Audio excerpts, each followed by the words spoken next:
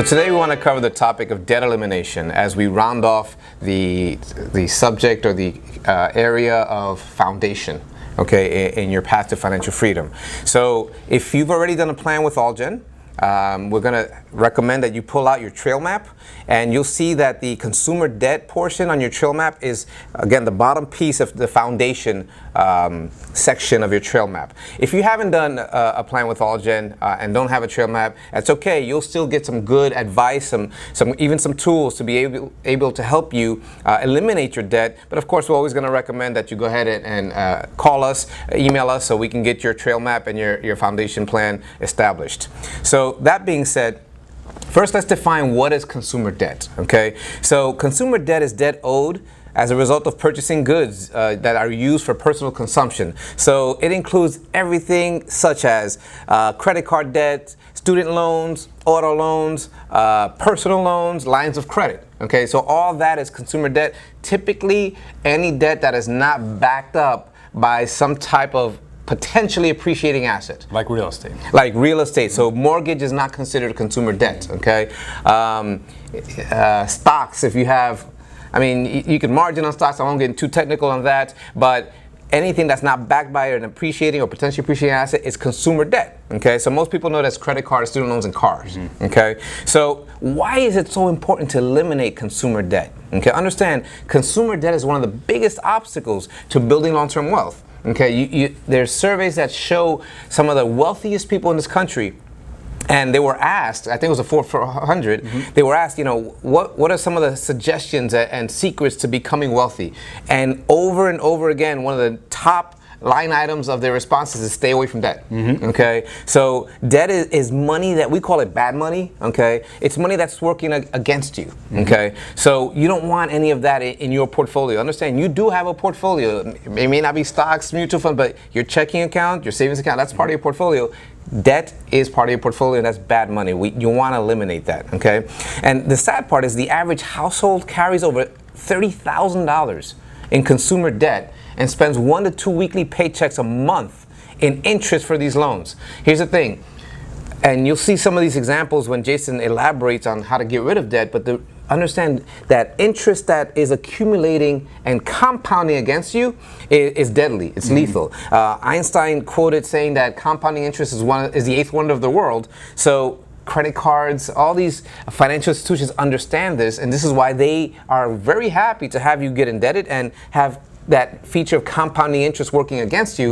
Because sometimes you feel like I'm making a payment and this thing isn't going down, I'm never going to get out. You're right, it's never going to go down at the rate you're going, and this is how credit cards is a multi-billion-dollar industry. Yeah, see, compounding interest works great when your investments are growing. I mean, everyone's in your favor. In your favor, exactly. Right. Everyone's seen how like the chart starts to go exponential and explodes as you give it some more time. Right. Well, if you imagine that working against you, like you're saying, that's why it's so bad to be in debt. That's right. Now imagine, again, with this statistic, you work so hard, okay, to have, you know, that day that you work, it's not your money. You're going to end up paying it. Right. Your whole paycheck goes to paying other people. That's right. So this is why it's critical to eliminate the bad money, the debt that's working against you, because ideally, when you start building wealth, you don't want anything working against you. You want everything working for you and compounding in your favor. Okay? So this is why this is the culmination of the foundation stage is, you know, get rid of all consumer debt as quickly as you can. And it's not just the interest that's working against you, that's a huge part of it, but the other part of it is, you know, if you have, let's say, $5,000 a month coming in income, that's your take-home income, and $5,000 going out in expenses, and $3,000 of that is your debt payments. Right. If you can eliminate those debt payments, then you have that $3,000 in debt payments that you can now use to build wealth. That's exactly right. And some people, we talked about this in another video, will say, well, listen, if I can borrow money to buy a car and they only charge me 2%, okay, but I can make 8 to 10% in the stock market, okay, now this is not a recommendation or advice, or, you know, past performance, no guarantee of future performance. You know, Jason, what do you say to that? Because they're playing the potential arbitrage game. same. Yeah, well, you just never know what pandemic will come along, what financial crisis will come along, and while you thought you could make 8% in the market, now all of a sudden you got a $500 car payment, you got a $20,000 debt, and then your accounts have dropped 30%. And so if you have that debt paid off, even if it's 0%, that's right. You now no longer have to make that payment anymore. You've reduced your monthly expenses. That's right. It's reduced your risk of your overall portfolio, if you will, and it's allowed you now to use that money to buy into the market and to invest into the market, and potentially while it's going down in that scenario, you're buying more and more shares as it goes down. That's right, and we'll refer you to our net worth video that you probably have seen already, but again, that debt is something that's making your net worth unhealthy. Okay, so you want to get rid of that and have a healthy net worth and foundation to build upon. That's right. Okay, so now that we know what consumer debt is and why it's important to eliminate it, how do we eliminate consumer debt? Okay, now there's a lot of theories and advice around how to do this. Okay, we don't want to get too technical. What you're going to hear from us today is what we recommend most people do. Okay, mathematically, and we're math nerds. Okay. If you're able to eliminate your highest interest rate debt first, and then successively eliminate the second highest, that is the most efficient and effective way to eliminate, way to eliminate debt from a mathematical perspective, because you're really hitting the interest rate payments, the highest first, then second highest, and successively. The challenge with that is there's a psychological element to finances. Okay, we understand this, even though we tout that money should not be emotional. We're emotional creatures. Okay, so on both sides of the fence, when the stock market goes down, people get nervous and run. So with debt, it's the same thing. Sometimes having all this amount of debt, and we in this country, unfortunately, capitalism encourages you to get into debt, whether it's car, house, student loans, etc. So when we start actually attacking this beast, we can get overwhelmed, say, oh my goodness, I'm never going to get rid of this. Right. Okay, so you have to counteract that, okay, with an approach that sets you up for success. And what we recommend, that while hitting the highest interest rate first is mathematically more prudent, it typically is not more effective in having you follow through and get it done. Yeah, okay? And the reason for that is because the psychological component, a lot of times your highest interest rate is also a large debt. Right. So if you have a $10,000 credit card at 18% interest, and you start trying to pay that down because it has that high interest, it's going to take you a long time sometimes to pay that $10,000 off. Right. And you just you feel like you hit a wall, and you're not making any ground. So the debt snowball method, which you're getting into, is a way where you list your smallest ones, and you start working on the small ones first, even if it's not a high interest rate. Right.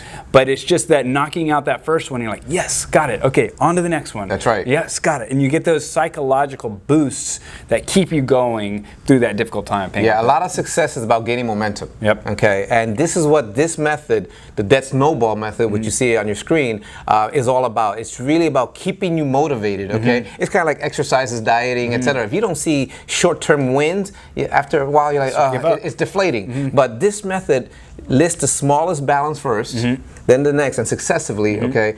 When you get those small ones done, you're like, okay, great. You see that you're making progress, and that's usually, in our experience, the method by which people have a higher percentage of actually succeeding. Yep. Okay, so Jason, do me a favor. Yeah. Walk us through an example of how to make this happen. Absolutely. And even before we get into the actual example, I can tell you from personal history, okay? I made some mistakes in my 20s, and I got into a lot of debt. Things I shouldn't have done. I spent too much. I borrowed money. I didn't have emergency reserves. All the things we're teaching you to do, I did the opposite. Okay, and so over time, I collected almost $66,000 in debt. Okay, and during that time, I'm a math nerd, Is that right? consumer debt? Consumer debt, $66,000 consumer debt, 2 cars, 9 credit cards, hospital debt from having a second baby, all types of debt, right? Loan from parents. I mean, you name it, I had it, and I was trying the mathematical way of paying the highest interest rate first, because that makes the most sense. You can pay the least amount of interest. And every time I did it, I just ran into a wall, And the other problem was I didn't have an emergency reserve account, and the car would break. So I'd pay some down, car would break, it'd go back on debt, and it was just a cycle of never ending. Right. And then I tried the game of switching this credit card to the next 0% interest rate, did that for a while, and then the financial crisis came along, and then all the banks cut their credit limits, and you weren't even allowed to do that anymore. Right. So, we're gonna explain a method to you right now that works, and I can tell you a personal experience. This is the only way I was able to get out of debt. So, what we're looking at here is the debt snowball. All right, so the way it works is, like Paul said, you list your debts, okay? So you're gonna go over here, and you're gonna use a calculator like this, and I'm gonna get into exactly how to use it. All right, so we get in here, and we make a list of all of our outstanding debt, okay? So we're putting in, for this example, you got a Chase credit card, you got your American Express credit card, Citibank, auto loan, student loan, and then you put in the balances of each one of those, okay? And then you put in the interest rate of each one of those. All right, and then you put the minimum payment of each one of them as well. Okay, we're only putting the minimum payment, not what you're currently paying to that card, but the minimum payment. We say that because when people come into the office and say, well, I'm sending an extra $100. That's right. That's great. Don't do that for this exercise, Yeah. right? Not yet. Right, okay? not yet. We're and gonna apply understand that credit cards have a minimum payment. Auto loan, probably not. That's amortized. Here's what your payment is. So for your auto, it would be, what is your monthly payment due? For your credit card, look at your statement. This is the minimum payment due. That's right. Okay. So now what we're going to do after we list them, okay, we're going to pay off the lowest debt balance first, okay? In this case, the lowest debt balance is your Chase credit card, all right? So you're going to pay the minimums on everything, and you're going to pay the lowest interest rate first, okay? You're also going to, let me back up here to the last slide here. So you can see here you got $30 in the payment to the Chase credit card, and you got all the payments listed here. We're going to take everything that we have from our budget, okay, and we're going to get into an example on this in the next slide, but in the past couple lessons that we did, especially on your spending plan and all of that, you listed your living expenses, okay, and we went through, how to figure out what your total living expenses are and what your total take-home pay, okay? So you're going to pay the minimum on everything except for that surplus that you get from your take-home pay minus all your living expenses. If you have a surplus there, it's all that surplus is going to go, and it's going to direct to that lowest card, which in this case is the Chase credit card. Right. Okay. And so using this example, that $300 amount, $300 monthly surplus here, that's the amount that we're going to use to apply extra to it, okay? And so as you can see here, if we do the $300 to that first payment, that first Chase credit card. So minimum plus the 300. Right. It's now going to be paid off in 5 months, and it gives you the date here on that as well. And so what happens is, once that's paid off, you're going to see here, you're paying $300 plus the minimum payment on the Chase credit card. Now the credit cards, just so you understand this, are listed horizontally here, okay? You're going to pay the minimum payment plus the $300 to that Chase credit card, and 5 months from now, that card is paid off, okay? So now that whole $312 or $330 is going to go onto your minimum payment and on top of your minimum payment to the American Express card. And then now as you can see here, as you start to do that, your time frame here to pay off that American Express card is 2021. And you're going to repeat that process as you go through it.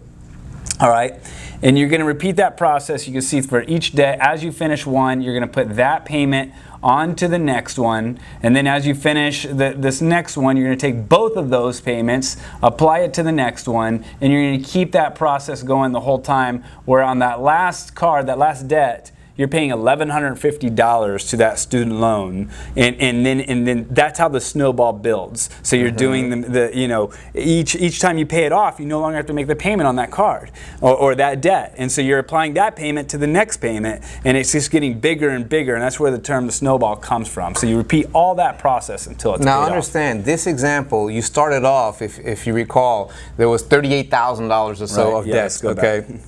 So you see the total, if you go back another screen, there was $38,749. Right. If you look at this calculator, and you will actually, if you're an AllGen client, you will have access to upload this calculator via this lesson, okay, in the AllGen Academy. But this is taking, for example, using April 1st, and this is not April Fool's, okay, but April 1st of 2020, and telling you that you will be done paying this by June 2023. So you will have completed paying $38,000 of debt, okay, in about 3 years, okay? I promise you, most people don't do that, okay? Pay that level of debt in that short-term amount of time, and you can actually see that's a motivating factor as well, because you're saying, wow, are you kidding me? You tell me in 3 years I can be completely debt-free, and now you have how much money available to you. Exactly. Now you have $1,150 that's not going to be going to debt that you can use to now build wealth. That's exactly right. That's exactly right. So sorry to interrupt, but I wanted people to see the impact that this has. Now, that's the debt snowball approach, right? There's some other things you can do on top of that to even accelerate it even more. Remember, the faster you get out of this, the quicker we can convert that to money working for you. Yep. So there's something that's called debt snowflakes. All right. So debt snowflakes, where occasionally some of us get bonuses, or we get tax return money, or tax refunds, or maybe you sell something. Okay, you get additional sums of money. Well, in that debt snowball, that debt elimination time frame, when you're paying off everything, it's critical to have the mindset that any extra money we get is going to go directly to pay off this debt. And so if you make these debt snowball payments, debt snowflake payments, and you pay an extra $2,000, you pay an extra $3,000 as you go. If you sell something, if you get a tax return, if you get a bonus, and you apply all of that to your debt, it really speeds up the process even quicker. That's exactly right. And you can pay it off 1 year sooner. In this example. In this example, right. Okay. And understand this, the goal of this is not to strap you and say, oh my God, now I can't do anything, I'm a slave. No, on the contrary, it's to get you to the point where you're free sooner. Yes. Okay, because the amount of stress that debt adds to people's lives is incredible, but when you can do this, yes, it is saying, buckle down for now. Let's attack this aggressively. Once we can get that done, that's how much quicker you can be on the flip side. That's right. I mean, debt is for some people, and I was in this for a time period, almost like an addiction. And just, I want something and I'm going to buy it, I'm going to put it on the credit card. And it's difficult to break that addiction. Sure is. But that has to happen, and we're going to get into this on another slide here soon, for it all to happen. So I'll pause that for 1 second. Let's look at the numbers here. So if you were to do no snowball at all, on the example that we gave of the $38,000 debt, you would have paid $10,000 in interest. If you were just to only do the snowball, not make any extra payments, you pay almost $7,000 in interest. So that's about a $3,000 something savings. That's right. Okay. That's right. By applying the snowball. Okay. Just the snowball. So you're still making the payments. But you're just making the snowball effect work for you. Exactly. So think about this for a second. You had $38,000 in debt. You ended up paying $10,000 in interest. Okay, so that 38 became almost $50,000 that you ended up paying. Okay, that's a 25% more than what you would have paid if you could just get rid of this. At one period in my life, I actually calculated all the interest that I paid in payments, including the house, and I mean, it's unbelievable. It's far surpassed $300,000 in interest. Which that's just all that money could have been used to build wealth, or to go on vacation or something. So all right, so this is if you were to put an extra $300 monthly surplus, then you only pay $4,600 in interest. Then if you add along the snowflakes and you're debt free 1 year sooner, you only pay $3,000 in interest. So combined between everything, if you were to do the $300 monthly surplus, remember the surplus in your budget, and do those extra snowflakes, those extra piles of money that you apply to it, it would save you almost 70% of interest paid. Right. In this case, it's $7,000. Right. I don't know about you, but $7,000 is a good start towards a nice vacation. And that's just one component of it, because what we've seen is people come in here and they've been going through this, and I was there for a while. You go through decades of this. We're talking about a 3-year time period.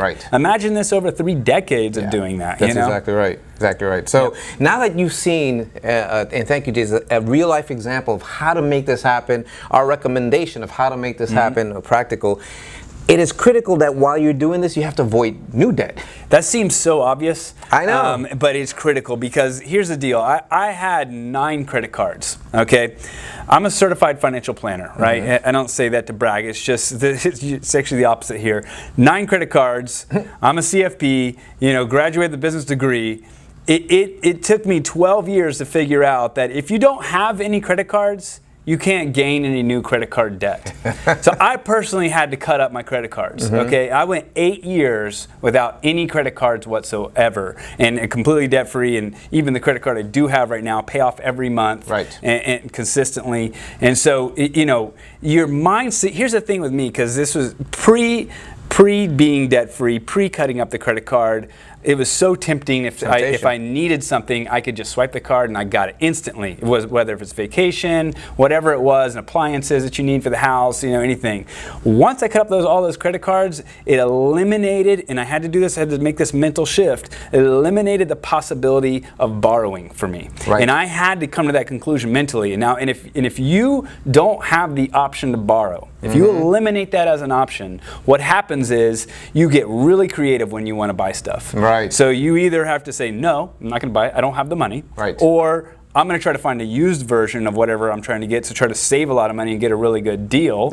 Or you save up and you buy it. And then you avoid the new debt. So it's an obvious statement, but it's super effective. And it's interesting because we try to outsmart the smart ones, I say. Because you say, well, listen, I can get this no interest rate, no interest for a year. Exactly. Listen, the guys who created these marketing platforms are smarter than all of us. They've studied behavioral economics, personal financial behavior, and they know that the large majority of people do not pay it off in 12 months. Not only that, they've baked up the price of the item even further. So I know, there's an example I give when I give workshops sometimes showing, let me not mention a store. You go to the store and buy this furniture and you can furnish your dining room, your bedroom, at no interest for a year. And when that doesn't happen, they tack on the accumulated interest. It's like 36%. It's insane, okay? And what normally happens, you end up paying 3 to 4 times as much for that dining room, living room, bedroom set, okay? And by the time you finish paying it off, you probably don't even have that dining room, living room set anymore, okay? And so you're paying something that you had bought 10 years ago on something that you don't even have today. So again, wasted money. And we're trying to get that out of the equation. So avoid the temptation. Don't try to outsmart the smart ones, okay? Now, in order to do this, you have to have an emergency fund. We talked about this in another video, how to create an emergency fund. Initially, it's going to be, we recommend about $1,000. It varies depending on your economic situation and circumstance, but you have to have an emergency fund. And again, we're going to refer you to the emergency fund video to see how much you should have, okay? That really keeps you from, oh, my tires blew. Oh, I don't have any money. I got a credit card the tires. No, you can afford that because you have the cash. You have to have a spending plan. Again, I'm going to refer you to the spending plan video. This is what, it's the guideline. It's not supposed to strap you, but it's putting you in control, putting you in control, in charge of your finances and directing your money to where you want it to go. You have to have adequate insurance, and typically this is medical insurance, health insurance. We talked about that in another video because, as you mentioned, you had medical bills that you can pay. Also, now you have medical debt. Okay, so have good insurance to make sure that doesn't set you back. And then now the mindset is, if I want something, I'm going to save up for it and pay it in cash. Including cars. Including cars. So that's a way to avoid it. These are some key pillars to avoid debt. Now, once you have that mindset and you have a plan, how can we even accelerate that even more? You talked about the debt snowball, the snowflake, which accelerates it. Any other ways, Jason? Well, it's not listed here, but one of the biggest things is your attitude. You got to get freaking angry at this debt. I mean, you got to go at it with everything you got because you got to have that momentum to get through it. There's going to be some tough times, but you got to want to kill it. That's right. So some things to accelerate that even further is to sell some of your possessions. So we personally sold both of our cars. Now I'm not trying to scare you away. We got a little bit crazy and radical, and we only had enough money from selling those cars to buy one car cash. So my wife got the car. I rode my bike to work for 3 months to save up another $2,000 to buy another car. Now don't get scared. Jason's a little radical. Okay, we're not saying you have to do that, but this is how. This goes back to the attitude. He was really determined to get rid of this. So you determine how crazy you want to get. That's right. But here's the cool side of the craziness we did. We eliminated $25,000 in debt immediately, 2 car loans, and $800 in payments. So boom. Now we got an $800 extra a month. And so we can now afford to have nicer cars. That's right. But we had to go through that to get to that point. So the other piece, I mean, we had like 3 or 4 garage sales. Have garage sales. Now you have OfferUp, you have eBay, you have all types of things that you can sell things on that you can make extra money. You can always buy this stuff later. Right. Go around, sell some furniture, sell some art, whatever you have, things, little trinkets or whatever, just sell and get in that extra money and then pay off your debt quick. So the other big one is work some extra hours, work some overtime, get a side job, whatever's best for your situation. Side hustle these days. A side hustle, that's right. I mean, bring in extra money. You don't have to live like that forever. We're not trying to create workaholics. We're just trying to get you through this debt as quickly as possible. So, and then you got to reduce the unnecessary expenses, okay?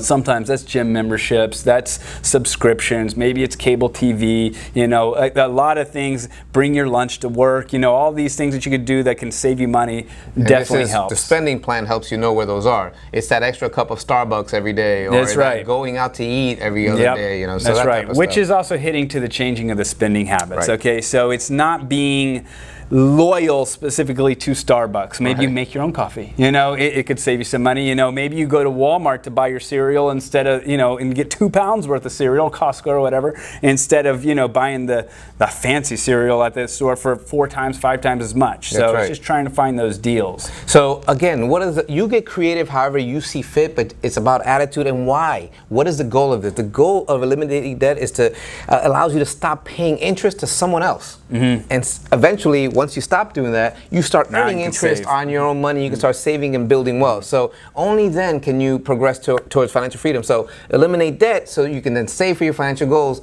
ultimately hit financial freedom. So we know we took a lot of time in diving into this subject because it's critical. It affects so many people, and yet it can be really the pivoting point that really launches you on your path to financial freedom. So thank you for watching. We hope to see you soon.